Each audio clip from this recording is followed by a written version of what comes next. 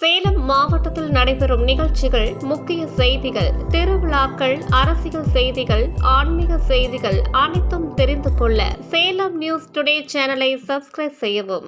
சேலம் லைன்மேடு ஸ்ரீ சமயபுரம் மாரியம்மன் திருக்கோவில் ஸ்ரீ அம்மன் சத்தாபரண குழுவின் சார்பாக 41ஆம் ஆண்டு சத்தாபரண ஊர்வலம் நடைபெற்றது.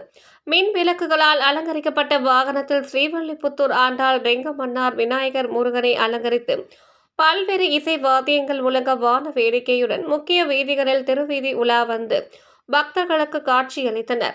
இந்நிகழ்ச்சியில் ஜெயக்குமார், செல்வகுமார், கிருஷ்ணமூர்த்தி, வினோத், பாலாஜி, வேலுமணி மற்றும் பல்வேறு உறுப்பினர்கள், ஊர் பொதுமக்கள் 500க்கும் மேற்பட்டோர் கலந்து கொண்டனர்.